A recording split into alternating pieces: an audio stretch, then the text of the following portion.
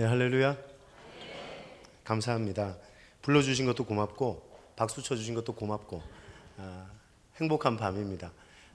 살아있는 모든 건 반응합니다. 반응하지 않는 건 죽은 겁니다. 신대원 1학년을 마치고 이제 아버지가 아프셨어요. 어느 날 신대원을 갔다가 병원에 갔더니 아버지가 돌아가신 겁니다. 그래서 저는 믿겨지지 않더라고요. 그래서 아버지 불렀더니 아버지가 장난친 줄 알았어요. 아버지, 그랬더니 아버지가 눈을 뜨지 않는 거예요. 그때 알았어요. 죽은 건 반응하지 않는 거구나. 영이 죽으면 한 말씀이 나를 움직이고 터치해도 반응하지 않는 것입니다. 하지만 은혜가 내게 임재되는 순간 아멘입니다 하면 하나님, 이렇게 반응할 줄 아는 게 건강한 것입니다. 내 영혼이 살아있다는 거죠. 오늘 이 밤에 하나님 말씀 앞에 내가 살아 꿈틀거리는 사람이고 꿈틀거리는 하나님의 백성이라고 고백할 수 있는 그런 살아있는 성도들 되시기를 주님의 이름으로 축복합니다. 사람들에게 어떻게 살고 싶냐 물어봤어요. 그랬더니 다 행복하게 살고 싶다는 겁니다. 돈 많고 그리고 많이 배운 사람들은 어떻게 살고 싶어 할까? 이런 거 궁금하지 않습니까? 그래서 아주 유명한 설문조사 기관에서 세계 100대 부자들 그리고 100대의 석박사들에게 물었다 그럽니다. 당신 행복하십니까? 그랬더니 87%의 부자들 그리고 석박사들이 내 인생이 행복하지 않습니다, 이렇게 답을 했다는 거예요. 우리 생각엔 그렇지 않아요? 저 사람이 가진 돈만큼 내가 좀 가지면, 저 사람 배운 만큼 내가 좀 배우면 나 행복할 거라고 생각하고 그렇게 여기고 살았는데, 막상 나보다 더 많이 가진 사람들의 삶을 보니까 그들의 삶에도 행복이 없더라는 거예요. 많이 배운 사람의 삶에도 행복이 없더라는 거죠. 그래서 물었대요. 두 번째 질문이, 그럼 당신의 인생에 만족함은 있습니까? 재미있는 게 80%의 사람들이 만족하지 않다 그랬다는 거예요. 내가 누리고 사는 이 집, 내가 타고 다니는 차, 내가 수많은 사람들과 함께 나누어 쓰고 있는 내 물질들, 그것만으로도 내 인생에 만족이 없다. 내가 배운 것으로 내 인생에 만족이 없다. 100 중에 80명이 그렇게 고백을 하더라는 거죠. 우리가 착각하는 게 뭡니까? 많이 가지면 행복하겠지. 나보다 많이 배운 사람들은 나보다 나은 삶을 살겠지. 나보다 성공한 사람들을 보면 괜찮을 거야, 살만할 거야, 이렇게 착각하고 세상을 살더라는 거죠. 근데 막상 그 사람의 삶으로 들어가 보니까 행복한 자가 없고 행복을 누리는 사람이 없고 만족한 삶을 사는 사람이 단 하나도 없더라는 거예요. 세계사 가운데 가장 행복하다라고 고백을 들었던 사람이 누구냐 하니까 헤겔이라는 사람이에요. 철학자였던, 죄송합니다, 제가 괴테라는 사람이었다는 거예요. 이 사람은 독일의 재상이었습니다. 철학자이기도 하면서 아주 유명한 책들도 썼던 저술가였던 거죠. 이 사람이 사람들에게 들었던 말이 뭐냐 하면, 당신 명예도 있고 당신 권력도 있고 당신 돈도 있으니까 당신 참 행운하다라고 얘기를 했다는 거예요. 근데 이 괴테라는 사람이 죽을 때 뭐라고 했느냐, 이게 충격적입니다.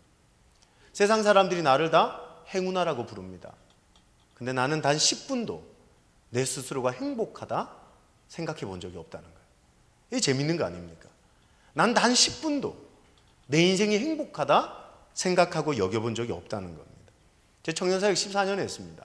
책도 쓰고 한 60명 되는 아이들이 1200명으로도 늘고, 그래서 제가 담임 목회를 갔어요. 청년들이 막 모이니까 제가 이렇게 이력서를 썼더니 우리 교회 와주세요 그러더라고요. 그래서 얼른 갔죠. 오라니까. 괜히 갔다 싶어요. 어렵고 힘들고. 저 64년 된 교회에 있거든요. 종로 광장시장 아세요? 서울대학병원 옆쪽에 원남교회라고 있습니다. 제가 거기 담임 벌써 5년째 하고 있는데 생각보다 어렵고 힘들어요.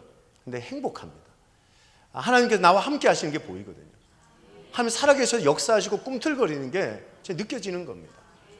사랑하는 여러분, 청년사역 14년 하면서 어른들이 그래요. 야, 20대 저 나이 때 뭐가 고민이 있겠냐는 거예요. 내가 저 나이 때로만 돌아가면 그 나이 때 돌아가고 싶으세요? 진짜 그 나이 때로 돌아가고 싶으세요? 말은 그렇게 하시지만 정말 20대로 돌아가라 그러면 돌아갈 사람 누가 있어요? 그때 가진 게 있어요. 그 막막함을 어떻게 해결할 겁니까?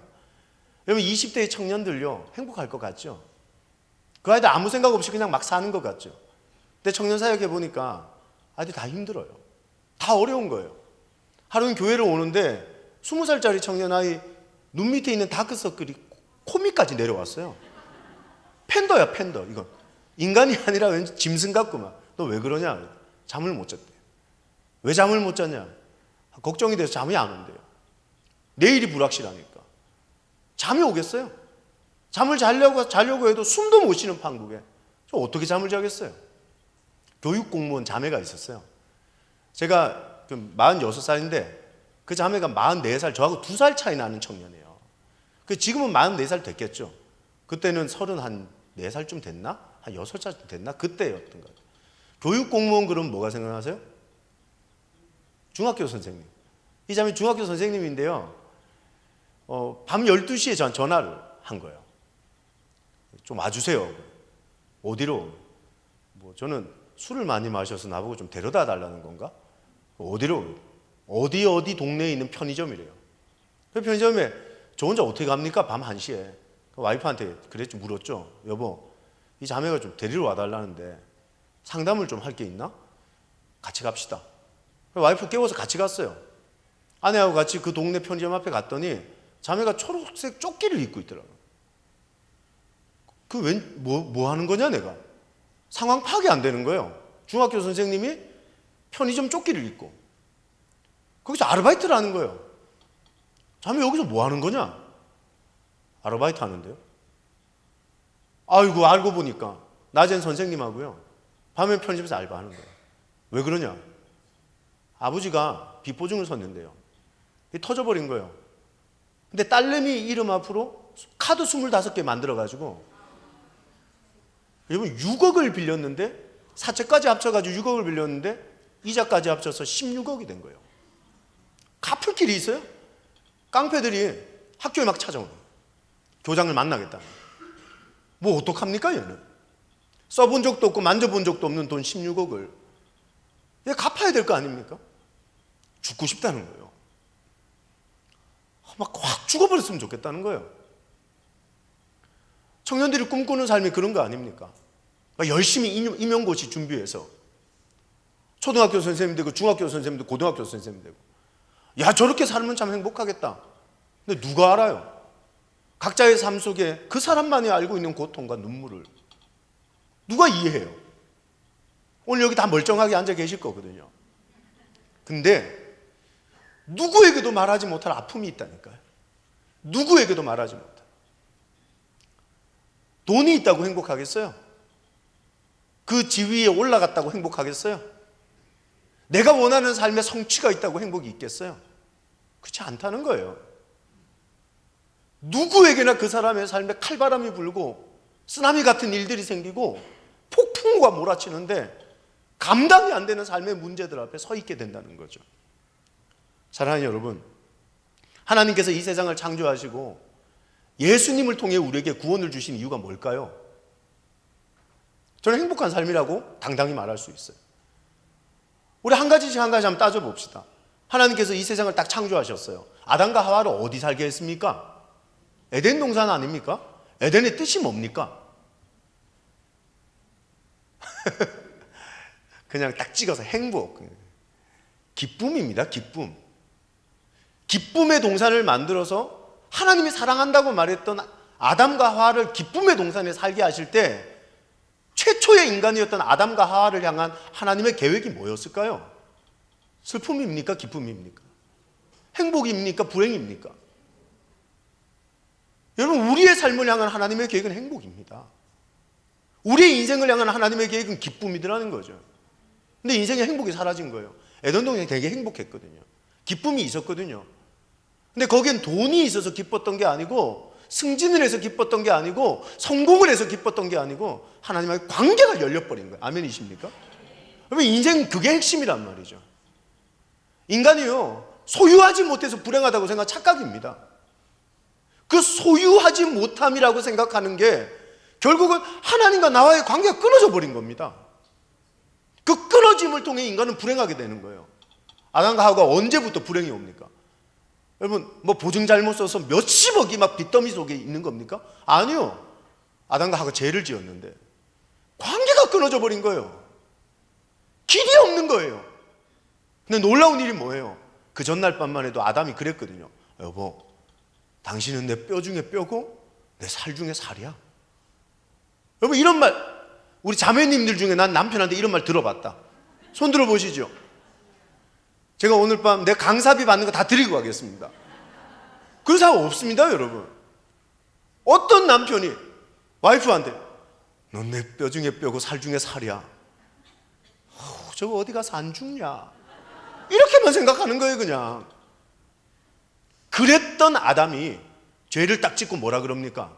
하나님, 전혀 저것 때문에 내가 선하게 열매를 먹었습니다. 막 삿대질하면서 막 고소하는 거예요.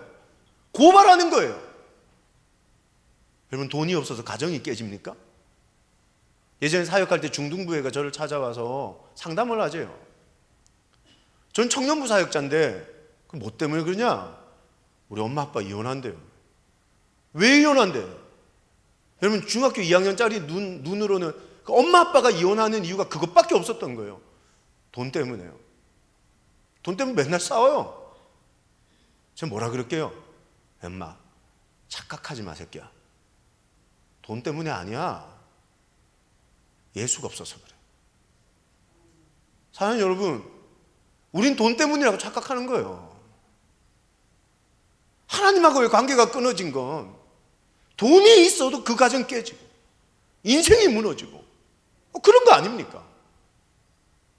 오늘 하나님은요, 우리를 향해 행복의 존재, 기쁨의 존재를 우리를 창조하셨음에도 불구하고 죄라는 무시무시한 덩어리가 우리의 인생을 지옥으로 만들어가고 있는 거예요. 이 무너진 행복과 기쁨을 발견하고 찾아내는데 자기계발학자들은 뭐라 그런 줄 아시죠? 여러분, 심리학의 아버지였던 이 윌리엄 제임스라는 사람이 상태의 변화라 그러거든요. 내 상태가 바뀌면 행복해질 수 있다, 이렇게 얘기를 하는 거예요. 그게 무슨 말입니까? 내가 오늘 너무 불행한데 행복하다 행복하다 행복하다 생각하면 행복해진다는 거예요. 내가 오늘 너무 슬픈데 기쁘다 기쁘다 기쁘다 기쁘다 기쁘다 허허허 이러면 기뻐진다는 거예요. 이거 맞는 말이에요, 틀린 말이에요? 맞는 말이에요? 틀린 말이에요? 따라합시다. 반반.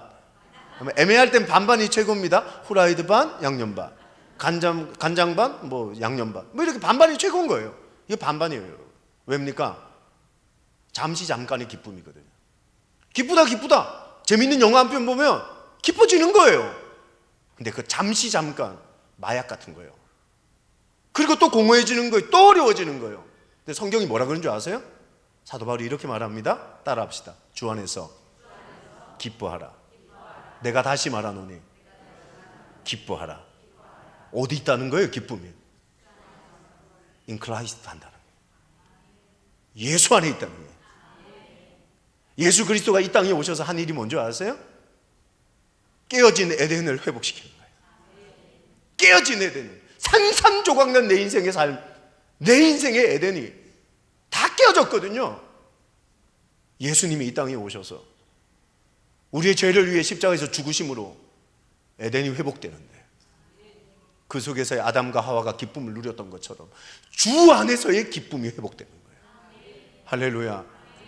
오늘 이 밤에 여러분과 몇 가지 말씀을 나누고 도전할 텐데, 여러분 삶 속에서 복음의 능력이 얼마나 위대한 것인지, 그 위대한 복음의 능력과 감격으로 내가 어떻게 살아야 될까, 이거 다시 한번 생각해보는 귀한 시간 되시기를 주님의 이름으로 축복합니다. 한번 따라합시다. 예수님 때문에 행복하다. 예수님 때문에 행복한 거예요. 오늘 본문을 보면 정말 재미있는 게 하나 발견되죠. 오늘 본문 1절 다시 한번 읽어볼까요? 1절입니다. 자, 시작. 유월절 엿새 전에 예수께서 베다니에 이르시니.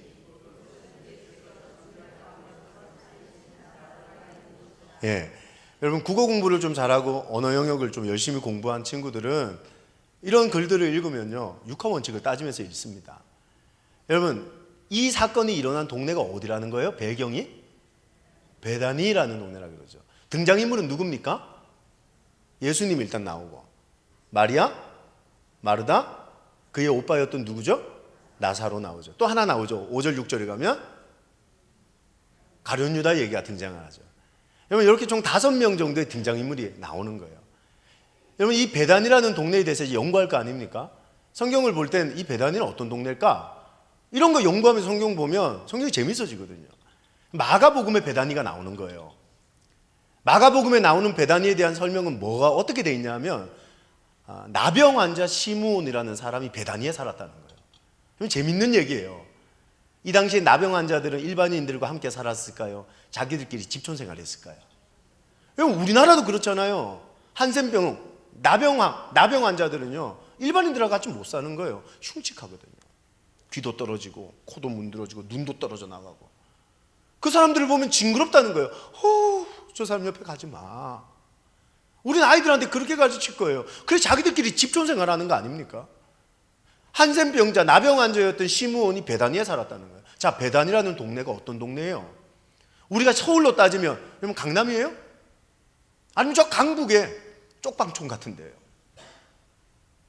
사람으로 따지면 그 동네에 사는 사람들은 인류의 사람들이 사는 게 아니라 어쩌면 삼류 쓰레기 같은 사람들이 몰려서 살았던, 부모에게 버림받고요, 친구들에게 버림받고요, 누구도 인정해주지 않는, 누구도 돌아보지 않는 사람들이 몰려 살았던 동네가 베단이었던 거예요. 근데 이 베단이라는 동네 이름이 재밌습니다. 뜻이 따라합시다. 절망하는 사람들의 집. 똑같죠?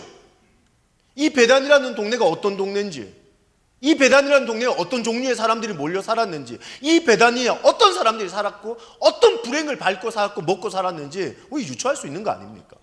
근데 재밌는 게 이 베다니와는 어울리지 않는 단어가 2절에 나오는 겁니다. 2절에.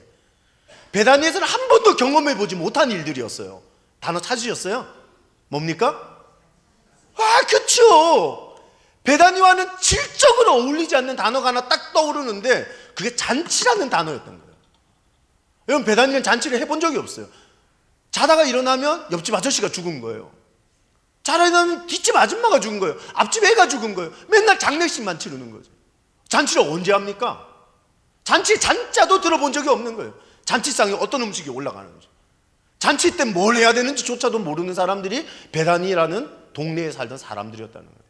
근데 이 잔치가 이루어진 이유가 재밌잖아요. 돈이 떨어졌어요? 재개발이 됐나 이 동네가요? 아니에요, 여러분. 누구를 위하여 잔치할세? 놀라운 거 아닙니까? 이게 복음 아닙니까? 당신의 인생에 잔치가 언제 벌어지냐는 거예요. 내 사업이 정말 주구장창 승리하고 이기고 일취월장하고 잘 되는 그 순간, 내 자녀가 남들이 생각지도 못한 대학을 가고 유학을 가고 성공하는 그때, 내가 생각지도 못했던 돈이 하늘에서 뚝뚝 떨어지는 그때 아니더라는 거예요. 성도의 인생의 잔치는 예수 그리스도 그분이 내 인생에 찾아오는 그때인 거예요. 아멘이십니까? 이게 복음이거든요. 복음. 이 복음에 대한 능력을 잃어버리면요, 복음을 뒤덮는 건 돈이에요. 내가 언제 예수로 말미암아 구원 달라 그랬어? 하나님, 나 돈 좀 주세요. 이런 소리 한다니까요. 나 돈 필요하지 예수님 필요하다고 말한 적 없어요. 돈 주세요, 돈 주세요, 돈 주세요. 우리의 삶의 진짜 행복은 예수님 때문에 오는 행복이 위대한 거예요. 이거 까먹고 이거 잊어버리고 세상을 살면 우리는 아무것도 가진 바가 없는 사람이 되는 거예요. 에덴에서 쫓겨난 아담과 하와 같은 거예요. 깨어져서 누구도 돌아보지 않는 인생밖에 될 수 없더라는 것이죠. 사랑하는 여러분, 우리의 삶이 정말 고통과 번민과 인간의 아픔과 고난으로 말미암아 가득하다 할지라도 내 인생의 한가운데 예수가 찾아오면 거의 베단이 아니에요, 여러분. 베단이 한가운데서도 잔치가 일어날 수 있는 거예요. 오늘 내 삶이 장례식 같을 수 있어요. 저 충분히 이해합니다. 목회의 한가운데 살아도 제 목회도 장례식 같은 삶의 순간들이 있거든요. 하지만 예수 그리스도 그분이 내 삶에 찾아오시고 내 삶의 중심이 되실 때 장례식 같았던 내 인생이 하루에 살아난 내 영혼, 기도하며 그를 만난 그 기쁨으로 말미암아 잔치집으로 변화되는 거예요. 할렐루야. 요셉의 얘기가 그런 거 아닙니까? 하루아침에 그냥 진짜 벼락을 맞은 것 같은 인생이 돼버리는 거예요. 이 인생은 어떡합니까? 채색 옷 입고 아버지 밑에서 사랑받던 요셉이라는 아이가 어느 날 형들한테 인신매매 당해가지고 애굽으로 노예로 팔려가 버리는 거예요. 길이 있습니까? 그래도 요셉이요, 신앙이 얼마나 좋았는지 몰라요. 노예로 팔려갔다 해도 원망하지 않고 최선을 다해서 합니다. 내가 하나님 믿는 노예로 1등 노예 돼야 되겠다. 열심히 일합니다. 열심히. 보디발이 얼마나 좋아하는지. 내 마누라 말고 네가 다 만들 수 있다는 거예요.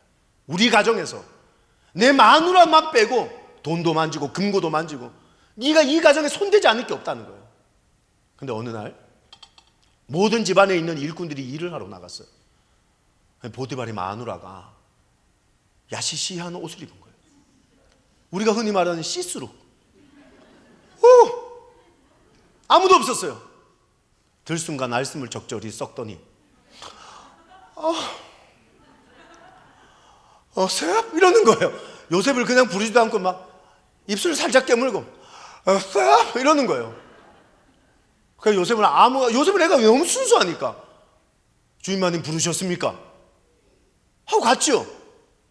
갔더니 요셉?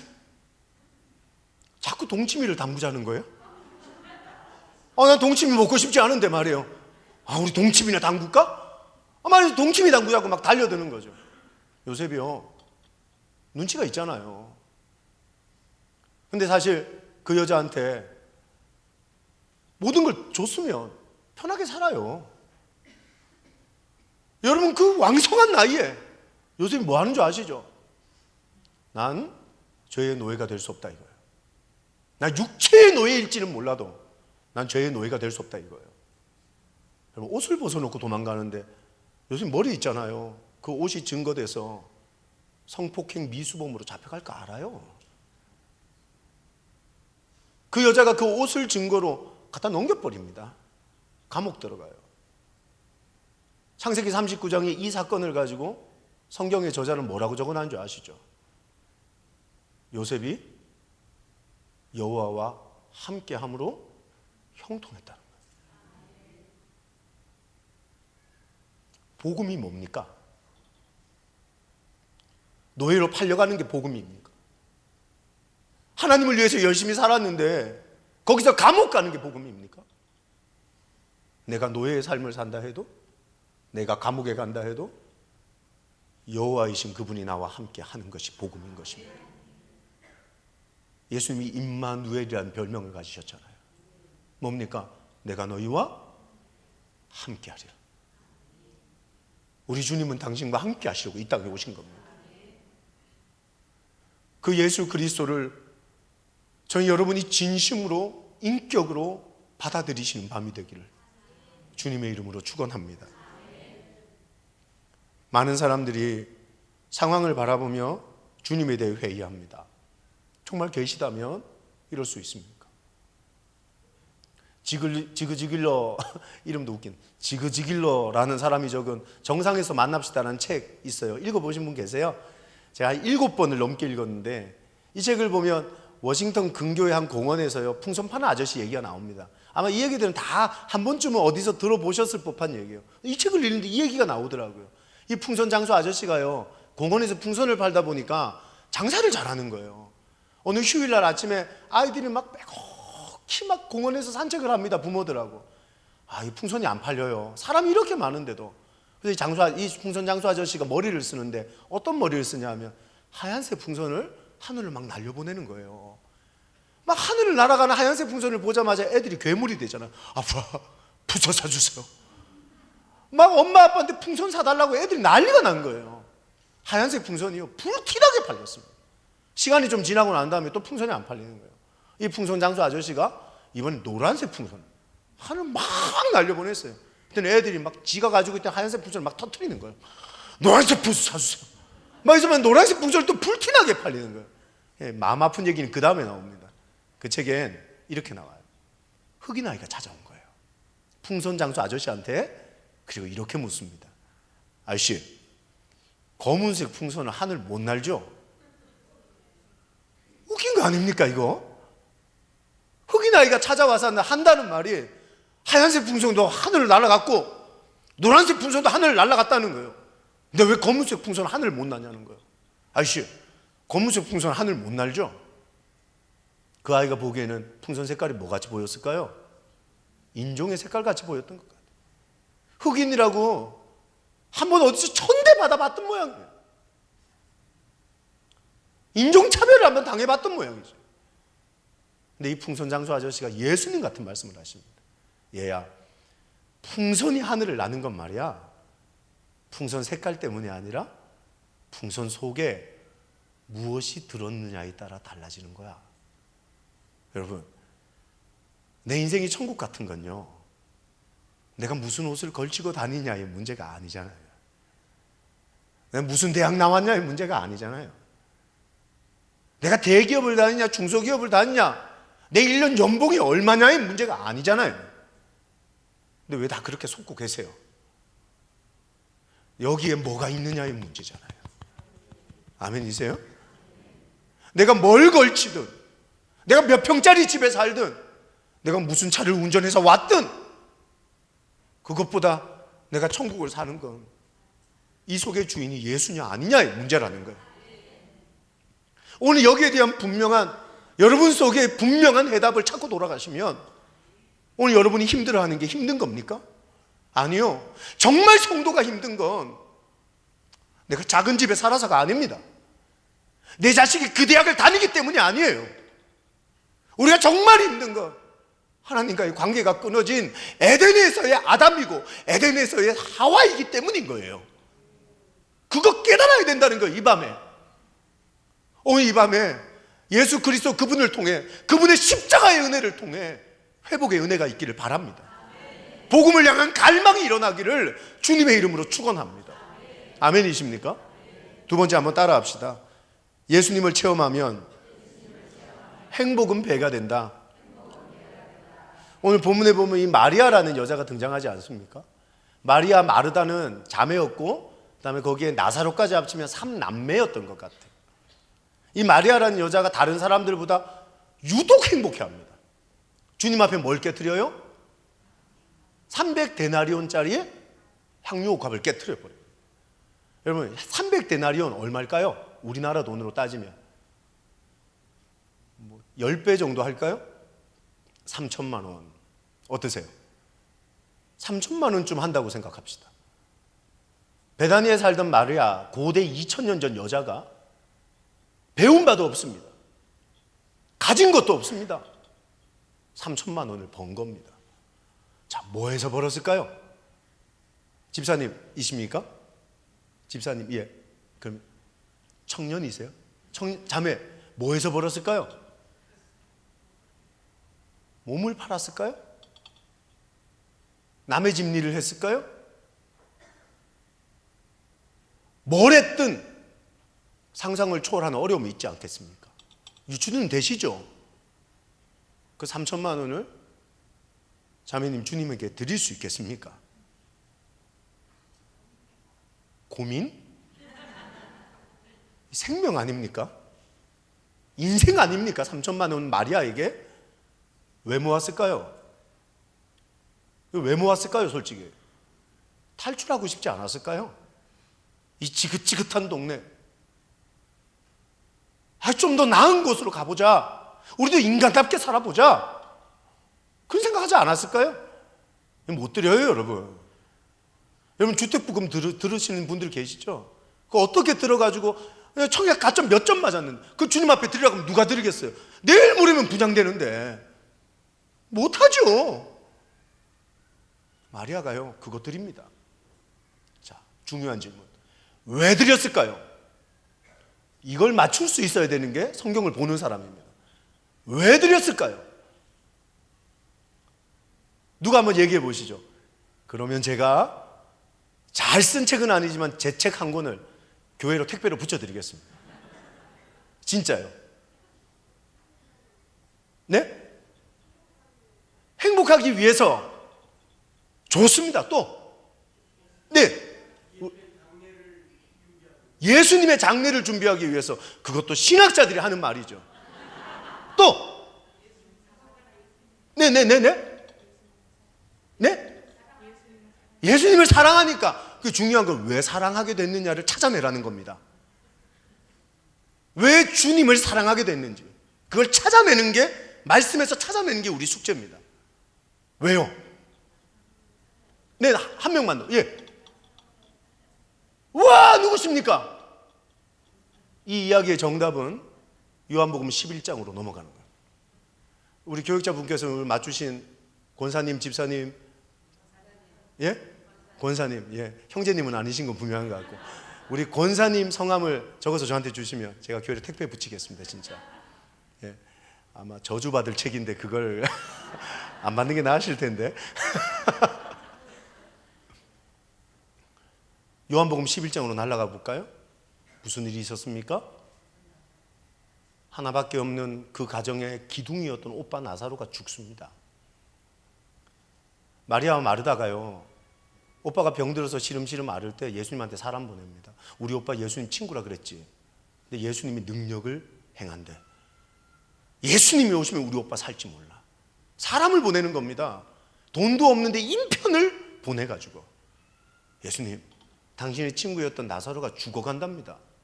주님 뭐라 그럽니까? 이런지아의 거절함. 난 거기 가고 싶지 않다. 내가 왜 가야 되냐? 그럼 진짜 오빠 나사로가 죽어버렸어요, 여러분. 죽은 지 3일째 되는 날 예수님이 베다니에 오신 겁니다. 죽은 지 3일째 되는 날. 자, 왜 하필이면 3일이었을까요? 우리나라 며칠장 지냅니까, 요즘? 3일장 지내죠. 우리나라 3일장 지내는 이유는 3일쯤 되면 시체가 썩거든요. 이렇게 여기 다 막아두는데요, 이틀 밤쯤 돼서 딱 열면 피하고 물하고 막 쏟아져 나옵니다. 제가 목사로서 장례를 많이 봤잖아요. 특별히 우리 교회는 65세 되시는 분들이 한 700명 되는 성도들 중에 한 70%가 넘어요. 그리고 제 장례를 좀 많이 했겠어요. 청년 사역하던 막 20대 애들 데리고 깃 빨아먹던 애가, 와, 우리 교회를 다니면서 갔더니만 1년에 막 30건씩 장례식이 있는 거예요. 결혼식만 30건, 50건씩을 하던 제가 완전히 체질이 달라진 겁니다. 올해는 좀 더 젊었어요. 굉장히 제가 기를 다 빨려가지고 시체가 썩는 겁니다. 그런데 이 동네는 어디였어요? 팔레스타인 아닙니까? 급격히 썩어요. 급격히. 그 내려지는 햇볕, 그 더위, 시체가 막 썩는 겁니다. 3일째 되면 시체는 다 썩은 거예요, 여러분. 주님 오셨습니다. 하셨던 첫 마디가 뭔지 아세요? 하셨던 첫 마디, 나는 부활이요 생명이니 나를 믿는 자는 죽어도 살겠고 살아서 나를 믿는 자는 영원히 죽지 않는다. 아멘이십니까? 거짓말 하지 마세요. 마리아 마르다가 이 말을 믿었을까요? 진짜야? 믿었을까요? 아니요. 주님이 이 말을 딱 하자마자 마리아와 마르다의 반응을 요한복음 11장에서 찾아볼까요? 11장 24절 누가 한번 읽어보실래요? 나는 우리 교회에서 목소리가 제일 아름다운 자매입니다. 괜찮습니다. 아무나 읽으시면 됩니다. 그분이 제일 아름다우실 겁니다. 자, 읽으시죠. 24절입니다. 시작. 안 들립니다. 자, 시작.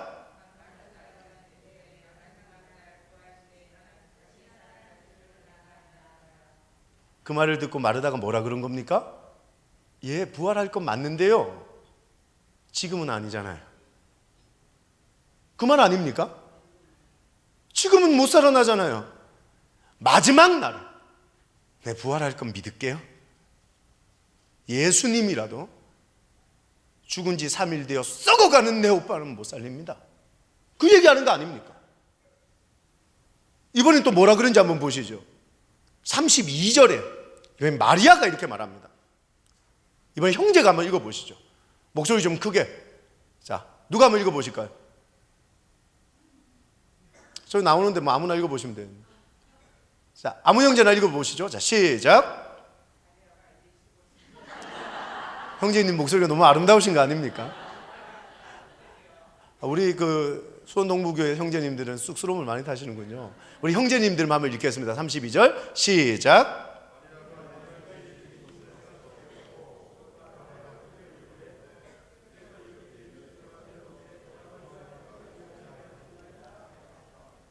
마리아가 뭐라 그랬는지 들리세요?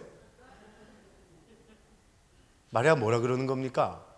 성경은 거룩한 책이라 젠틀하게 적혀 있는데 당신 때문에 죽은 거잖아요.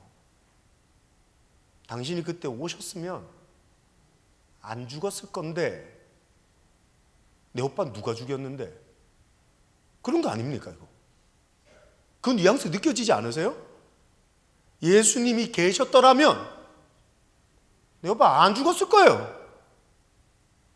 그 원망이, 그 안타까움이 느껴지십니까? 못 살린다는 거죠. 그리고 39절에도 또 말합니다. 자, 한번 읽어볼까요? 39절 다 같이 읽겠습니다. 자, 시작.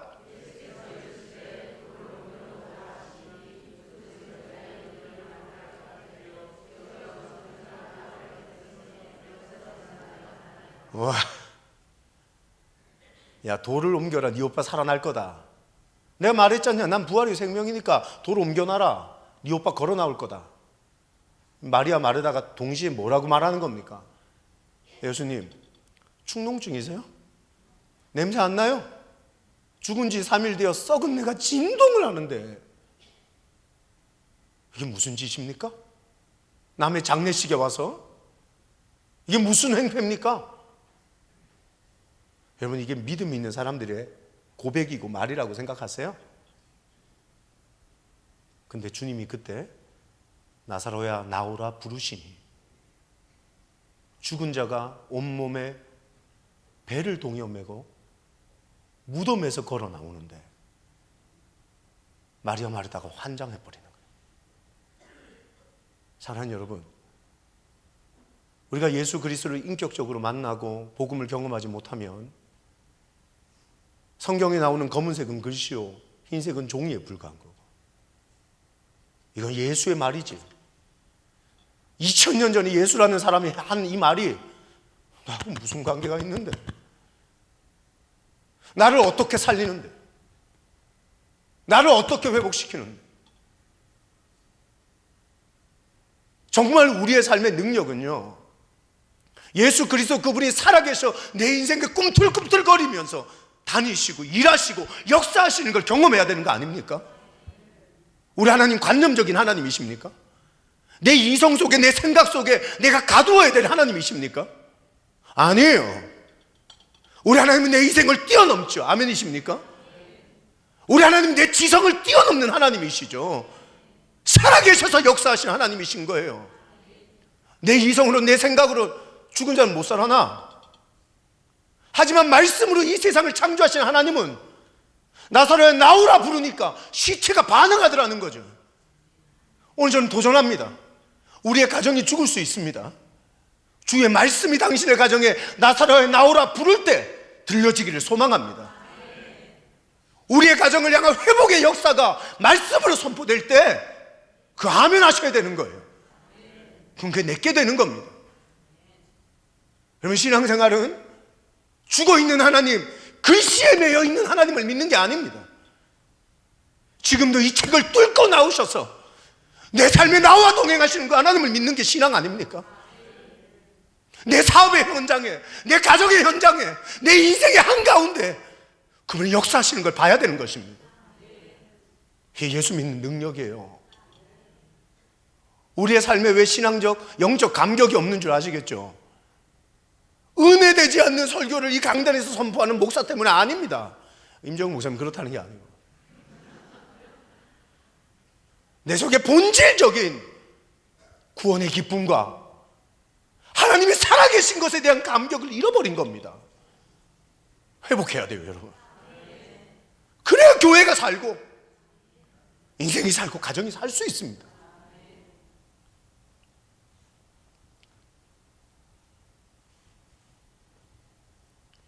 제 첫째 아들이 이제 고등학교 2학년이 됐어요. 근데 이놈이 딱 태어나자마자 제가 항상 기도했던 게 있거든요. 무릎을 잡고 하나님, 내 키를 뛰어넘는 아이가 되게 해주세요. 여러분, 저는 이 정도 얼굴에 임재영 목사님 정도의 키만 가졌으면 목사 안 합니다. 뭐 했을까요? 저도 모르겠습니다만 하여튼 좀 키가 너무 슬펐어요. 애가 태어나자마자 그 아이 뭐 머리 붙들고 안수하고 이런 거 안 합니다. 저희는 다리 붙들고 하나님 늘려주시옵소서. 쭉쭉 기도가 그런 겁니다. 쭉쭉 하나님 쭉쭉 길지도 않아요. 그냥 쭉쭉쭉 이게 다입니다. 그냥. 내가 뭐 별로 크지는 않았어요. 그래도 하나님 감사하게 저를 뛰어넘었습니다. 177? 뭐 178 그 정도는 됐어요. 성공했죠 뭐. 이제 더 안 크는 것 같아요. 그리고 두 번째 기도 제목이 뭐냐 하면 제가 이렇게 하면 제가 금리가 16개거든요.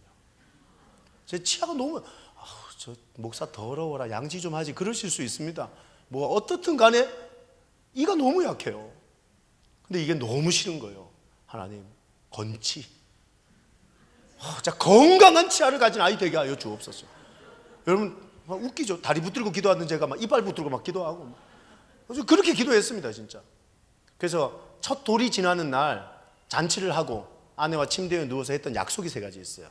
첫째, 여보 우린 절대 사탕을 먹이지 맙시다. 학교 들어가기 전까지. 그러니까 양치를 할 수 있는 습관을 기르는 그 나이가 될 때까지는 사탕을 먹이지 맙시다. 두 번째, 그때까지 요구르트를 먹이지 맙시다. 요구르트 먹으면 이를 썩게 한다고 누가 그래가지고 제가 어제 들어가지고 요구르트 먹이죠. 세 번째, 탄산음료, 코카콜라, 뭐 지청사이다 이런 거 먹이지 맙시다 그랬거든요. 그러면 안 먹였어요 우리는. 우린 제 손으로 사탕 봉 이거 껍데기를 까본 적이 없습니다. 근데 어느 아이가 예방 접종을 맞아 병원에 갔어요. 병원에 가서 여기에 팔뚝에 주사를 한번 빵 맞았는데 애가 막 한도 끝도 없이 우는 거예요. 막 우는 거예요. 그때 이 간호사 누님이 얼마나 친절하신지. 어디선가 누군가에 무슨 일이 생기면 이 간호사 누님이 쭈빠쭈스를 가지고 와서 애 입에 갖다 쳐는 거예요. 여러분 쭈빠쭈스의 진짜 맛은 돌려면서 먹을 때 진짜 맛이 간호사 누님이 돌려주기까지 하시는 거예요. 맛있지 이러면서 그 깊은 맛을 제가 경험을 한 거죠. 요구르트도 먹여본 적이 없습니다. 요즘 교회들은 금요 집회를 할 때 요구르트 같은 거 간식으로 안 주잖아요. 근데 옛날 교회 금요 집회 하면요 좀 잘 사는 교회는 이 에 같은 거 주고 못 사는 교회는 새코 에 이런 거 주고 한국에 아쿠 깽 이런 거 주고 그랬거든요. 제가 있던 교회에서는 이런 금요 집회를 하면 한 1300명씩 모여서 집회를 했었던 교회였어요.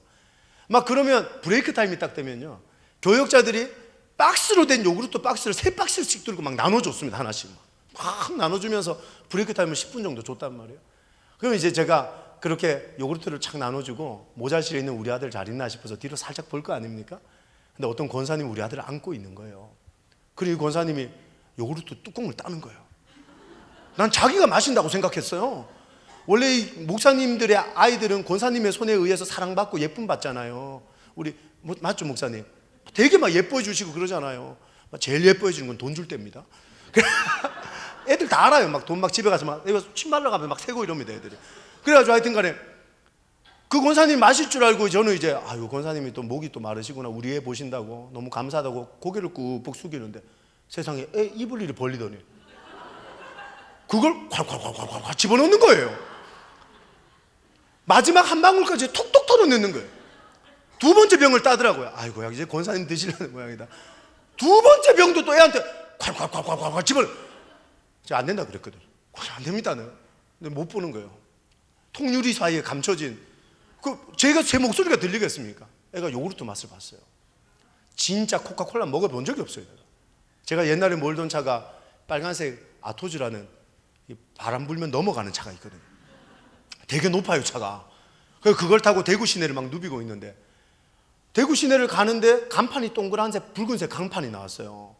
진짜 코카콜라 상표 같아요. 애가 말도 잘 못해요.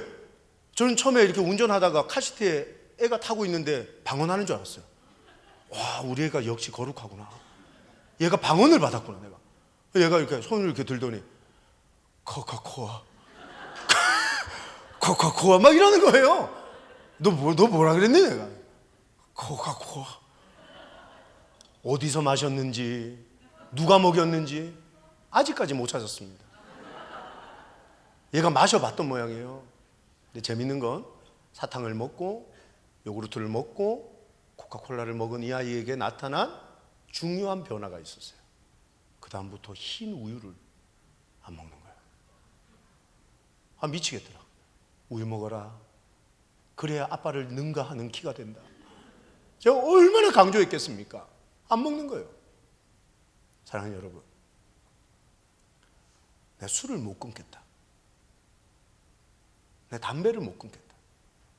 우리 교회 안수 집사님 찾아오셨어요. 저 안수 집사 못 하겠습니다. 집사님 왜 이러세요 갑자기? 담배를 못 끊어. 주초 문제가 해결이 안 됐다는 거예요. 이런 내가 어떻게 안수 집사를 하냐는 거예요. 목사님 저 담배 좀 끊게. 제가 물었죠. 목사님 담배 그리 좋으세요? 담배 너무 좋대요. 못 끊겠대요. 자기가 어떻게 술은 한번 끊어보겠는데 담배는 죽어도 못 끊겠대요. 제가 뭐라고 했는지 아세요?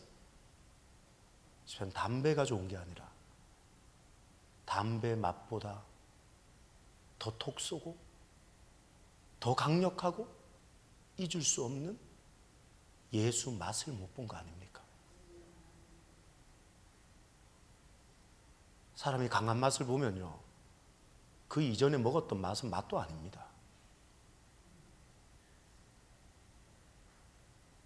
그런 거 아닙니까, 여러분? 예수를 만난 경험이 잊혀지십니까? 그게 15살 때든 16살 때든 복음을 경험한 그날 밤을 잊으십니까? 제가 24살 때 예수 만났거든요. 지금도 새벽에 눈을 감으면 그때가 생각나는데요. 당신은 세상이 좋은 게 아닙니다. 당신은 복음을 경험하지 못한 것일 가능성이 있습니다. 예수의 살아있음, 그분의 역사하심, 그분의 크심을 당신이 맛보지 못한 이상 당신은 세상 맛을 향해 달려갈 것입니다.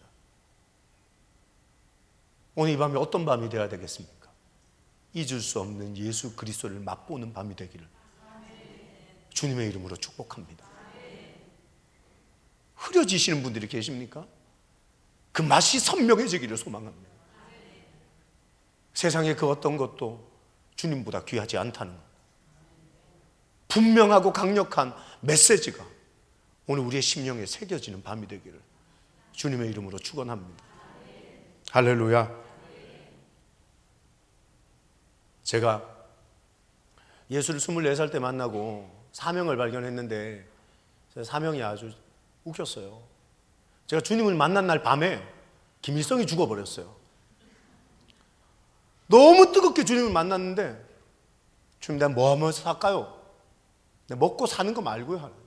무엇을 위해 살까요 내가? 그 밤에 김일성이 죽어버렸는데 이거군요.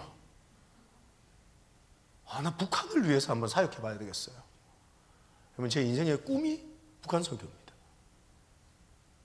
북한의 교회를, 북한의 복지센터를, 북한의 학교를, 북한의 병원을, 이게 제 인생의 목표입니다. 제가 저희 교회 갈 때 우리 장로님들 11분하고 상담하고 면담하면서 목사님 궁극적인 인생의 비전이 뭡니까? 물으시더라고요. 원남교회를 부흥시키는 겁니다. 제가 이런 말 안 했습니다. 제 궁극적인 인생의 목적은 북한을 가는 것입니다. 하나님이 북한의 문을 열어주시는 그날 원남교회가 저를 파송해 주십시오.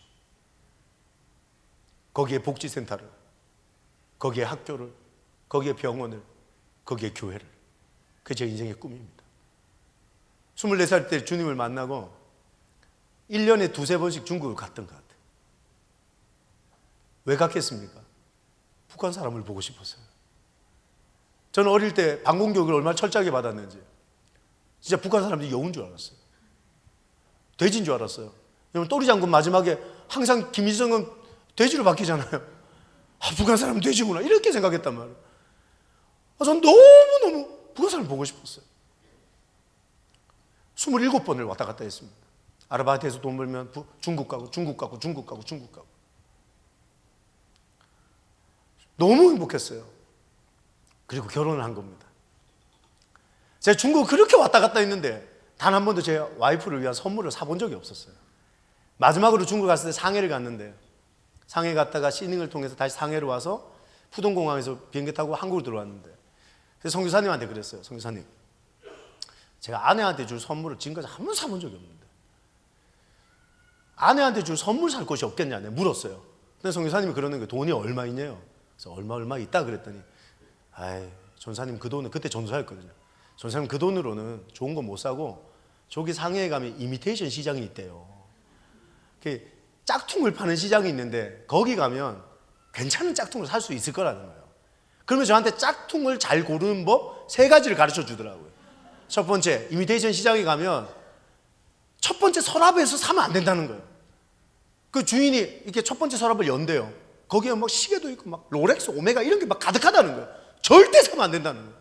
그럼 두 번째 서랍을 열 거라는 거예요. 사면 안 된다는 거예요. 그 서랍에서는 사면 안 되고 그렇게 서랍을 다 통과하고 나면 뒤에 있는 창고로 갈 거래요. 창고에 가서 물건을 보여준다는 거예요. 근데 거기서도 사면 안 된다는 거예요. 마지막 카탈로그를 가져올 거라는 거예요. 그렇게 튕기다 보면 안내 책자를 가지고 올 건데 그 책자에서 고르면 홍콩급 이미테이션을 살 수 있다는 거예요. 뭐 홍콩급 이거 지랄이고 다 가짜입니다. 진짜는 아니에요. 그래서 저는 시키는 대로 하거든요. 그래서 제가 갔죠. 이미테이션 시장에. 근데 진짜 첫 번째 서랍을 열더라고요. 오메가도 있고 롤렉스도 있고 불가리도 있고 이런 거 싫다 내가. 근데 두 번째 서랍을 열더라고. 이런 거 말고 다른 걸 보여달라. 세 번째 서랍도 통과를 했어요. 근데 진짜 나를 데리고 뒤에 창고로 가더라고. 무서웠어요. 그래서 뒤에 창고에서 물건을 막 보여주는데 자기 가지고 있는 물건 중에 여기 있는 게 최고라는 거예요. 나 이거 마음에 안 든다 내가. 더 놀라운 건 진짜 책자를 가져오더라고. 책을 탁 넘기다가요. 불가리 아세요? 불가리에서 나온 여성용 시계를 딱 골랐어요. 제가 이 시계 좀 주세요. 와, 손님 안목이 있다는 거예요. 이렇게 짝퉁을 잘하는 사람은 처음 봤다는 거예요. 그 물건을 딱 가지고 왔는데 진짜 같은 케이스에 시계를 넣었어요. 그리고 제가 처음으로 산 선물이니까 얼마나 귀하겠어. 캐리어에 깊숙한 곳에 그걸 집어넣었어요. 막 팬티 안에 감춰가지고 탁 집어넣고 드디어 공항에 도착을 했습니다. 그래서 저는 첫 번째 서랍에서 롤렉스 하나를 샀거든요. 푸동 공항에서 야 진짜 그 처참함 여러분 아십니까? 선교사님 3주 동안 너무 좋았습니다. 반가웠어요. 안녕히 계세요. 너무 큰 충격을 준 거예요. 3번은 들었거든요. 시침, 분침, 초침이 다 분리가 되고 여기 숫자 1, 2, 3, 4, 10위까지 적혀져 숫자가 다 나가 떨어지는 거예요. 정말 우스운 꼴이 시계 안에서 막 벌어지는데요. 야 이건 진짜 첫 번째 서랍에서 절대 사시면 안 돼요. 롤렉스가 아닙니다. 그건 장난감이에요. 진짜 안 되는 거예요. 그래가지고 그걸 가지고 한국에 도착을 했어요. 여러분 남자는요 뭘 하나 사면 어깨가 올라갑니다. 아내가 공항에 나왔더라고요. 여보 잘 갔다 왔어요? 우리 버스 타고 갈까요? 아니면 공항 리무진 타고 갈까요? 무슨 말이냐? 택시 타라. 하여튼 이놈의 이 허세를 어떻게 해야 됩니까? 그래. 택시를 탔더니 68,000원이 나왔어요. 내가 다시는 공항에 택시 타러 봐요 제가. 그래가지고 하여튼 집에 도착했습니다. 엘리베이터를 타고 올라서 10층에 내려서 가장 먼저 뭐 했을까요? 샤워했을까요? 아니요. 밥 먹었을까요? 아니요. 캐리어를 열었죠. 팬티 안에 감추어줬던 그 시계 케이스를 딱 꺼내서 제가 아내한테 여보 선물 샀어. 불가리아? 하고 싹 밀었어요. 근데 제 아내가요 진짜 본척 만족도 안 하고요 탁 다시 미는 거예요. 그래서 제 기분이 좀 나쁘더라고요. 여보 불가리아 들어봤어? 그래서 싹 밀었어요. 이 사람이 또 본척도 안 하고 저한테 쑥 미는 거예요. 화가 팍 났어요. 왜 그래? 뭐? 제가 여러분 눈 보시면 알겠지만 애가 분노가 상당합니다. 제가 그래가지고 왜 그러는데 뭔데? 불가리아 차봐 소리 딱 질렀죠. 그때 아내가 저한테 예수님 같은 말씀을 하셨어요. 뭐라 그런 줄 아세요? 전사님 이게 롤렉스면 뭐하고 이게 오메가면 뭐하고 이게 불가리면 뭐합니까? 중요한 건 이게 가짜라는 거지. 여러분 이 여자가 이걸 아는 거예요. 오메가면 뭐라고 롤렉스면 뭐하고 불가리면 뭐하냐? 네가 가지고 있는 돈으론 이게 가짜인 게 분명하다는 거예요. 주님만 아니잖아요, 여러분. 주님 음성 들리세요? 목사면 뭐예요? 죄송합니다. 장로면 뭐라고, 권사면 뭐라고, 집사면 뭘 할 거예요? 내가 가지고 있는 이름이 진짜인지 가짜인지를 구분합니까? 내가 무슨 직분으로 교회를 다니는지 그게 내 믿음입니까? 내가 교회를 다니면서 목사 아니어도 마리아처럼 예수님이 살아계신 하나님임을 알고 그분의 말씀 한마디면 죽은 자도 살아남을, 하나님의 말씀이 꿈틀거리며 내 삶에 작용하고 내 이성에, 내 삶에 가둘 수 없는 하나님임을 깨닫는 살아있는 성도가 진짜 아니냐는 겁니다. 이 하나님은 언제 체험하셨습니까? 이 하나님은 언제 만나셨습니까? 목사님, 제 10년 전에, 목사님, 제 30년 전에. 과거를 팔아먹지 말자니까요. 신앙은 어제 만난 주님에 대한 이야기를 하는 게 아니라 오늘 만난 주님을 고백하는 거 아닙니까? 내 삶에 지금 역사하시는 그 하나님, 살아계신 그 주님이 부활이요 생명임을, 영생이 되심을 고백할 수 있는 게 신앙 아닙니까? 아멘이십니까? 오늘 이 밤에 그 살아계신 주님에 대한 믿음이 회복되는 밤이 되기를 주님의 이름으로 축원합니다. 우리 속에 이거 잃어버리면 신앙은 더 이상 신앙이 될 수 없는 것입니다. 마리아가 그 비싼 향유 옥합을 주님의 발 앞에 깨뜨렸던 건 돈이 있어서도 아니고 시간이 있어서도 아니라 그의 마음에 참을 수 없는 예수 그리스도 그분을 향한 감격과 감동이 있었기에 누가 주를 위해 헌신하냐는 겁니다. 전도와 영적 전쟁인데 누가 주를 위해 전도하고 생명을 바쳐 예수가 생명이고 예수가 영생이고 구원임을 선포하는 사람이냐는 겁니다. 시간이 있는 사람요? 돈이 남아도는 사람요? 아니요. 오늘 이 밤에 예수 그리스도를 만난 감격으로 가득한 사람요, 예수 그분이 살아있음을 믿는 사람요. 아멘이십니까? 개념 속에 하나님을 가두지 마십시오. 이성 속에, 관념 속에 살아계신 하나님을 그곳에 가두어서 죽은 하나님으로 만들지 마십시오.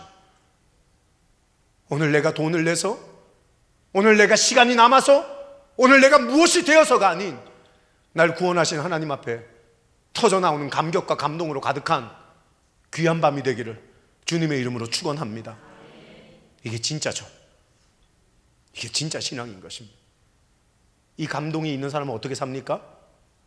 이게 오늘 마리아의 고백 아닙니까? 3절 말씀 같이 읽읍시다. 자, 시작. 마리아는 지극히 비싼 향유 곧 순전한 나드 한 근을 가져다가 예수의 발에 붓고 자기 머리털로 그의 발을 닦으니 향유 냄새가 집에 가득하더라. 예수 만난 감격과 하나님이 살아계신 걸 아는 신앙인은 향기 나는 인생을 사는 겁니다. 그게 주께 영광이거든요. 그게 전도 아닙니까? 그게 복음 전함 아닙니까? 하나님 믿는 거 저런 거구나. 아, 하나님 믿으면 저렇게 되는구나. 하나님 믿는 가정이 저런 거구나. 그러면 향기 나는 인생으로 변화되십시다. 향기 나는 인생으로. 그게 진짜입니다. 여러분, 전도와 영적 전쟁, 이제 행복한 사람들이 축제 같은 거 할 거예요. 전도도 하고. 안 데려오면 목사님 전화해가지고 왜 안 데려왔냐 그러고 목도 쪼고. 당연한 거 아닙니까? 근데요, 근본적인 감격이 없이 이걸 하면요, 그게 짜증나는 거예요. 내가 왜 해야 되는데? 나 먹고 살기도 바쁜 이 세상에 내가 그거 왜 해야 되는데? 그 말이 무슨 뜻인 줄 아세요? 난 주님을 만난 감격이 1도 없어요. 난 기쁨이 없어요. 행복이 없어요. 그냥 교회 다니는 거예요. 그 말인 거예요, 여러분.